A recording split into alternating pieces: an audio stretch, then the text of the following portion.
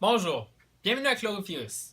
Aujourd'hui à Chlorophyllus, nous analyserons la cristallisation de bicarbonate de sodium, solution de bicarbonate de sodium, et également la cristallisation d'une solution impure.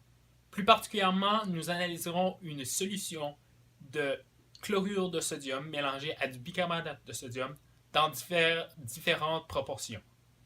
Le but ici est de mieux comprendre comment la cristallisation se fait, particulièrement pour des solutions impures. Par exemple, est-ce que les cristals sont parfaitement séparés l'un de l'autre? Est-ce que certains cristals se forment dans le cristal de l'autre produit chimique?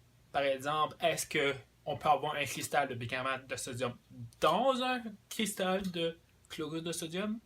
Est-ce que ça rend le cristal lui-même impur? Ou est-ce que les deux cristals sont complètement séparés l'un de l'autre? Et est-ce que les cristallisations des deux produits se produisent en même temps? Ou est-ce qu'il y en a un qui se cristallise pas en même temps de l'autre? C'est ça que je vais essayer de comprendre aujourd'hui. Donc, ici, on voit la cristallisation de bicarbonate de sodium, une solution de bicarbonate de sodium. On voit environ la forme et on voit l'eau s'évaporer à mesure. On peut voir que la forme du bicarbonate de sodium est assez différente de celle du chlorure de sodium. En fait, c'est un cristal monoclinique, donc en forme de trapèze, du côté, si on veut. Ici, on voit cette cristallisation en accéléré.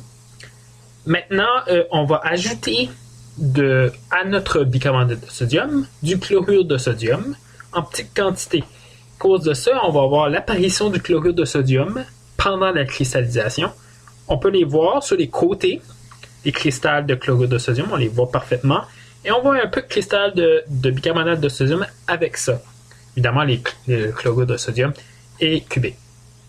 Ici, on voit une solution de chlorure de sodium et de bicarbonate de sodium en concentration 5 grammes, 5 grammes, donc une proportion 1-1, si on veut. Et on a vu que le chlorure de sodium a cristallisé légèrement après le bicarbonate de sodium. Ici, on voit une concentration 5 grammes NaCl pour 2 grammes de bicarbonate de sodium.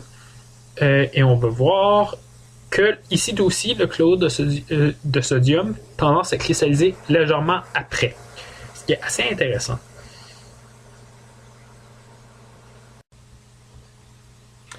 Effectivement, on peut aussi avoir des cristals de bicarbonate de sodium dans des cristals de chlorure de sodium, ce qu'on appelle des inclusions, comme on peut voir ici, un cristal de bicarbonate de sodium qui déforme littéralement le cristal de chlorure de sodium cubique. On peut voir qu'il fissure ce cristal. On peut voir ici un grossissement, une image du grossissement de plusieurs cristals de bicarbonate de sodium. On voit particulièrement un X dans le milieu. On appelle ça c'est techniquement une inclusion ou plutôt un twinning qu'on appelle en anglais. Et ce genre de cristallisation-là est dû tout simplement à deux cristals qui sont superposés un sur l'autre. Ici, j'ai décidé de faire un grossissement de ce même cristal et tenter de l'analyser plus en profondeur. On peut voir sur le cristal la présence de plus petits cristaux sur la surface de celui-ci. On voit pourquoi il y a plein typiques à sa surface et d'autres cristals qui ont cristallisé à sa surface. On peut voir comment que ce cristal est assez impressionnant.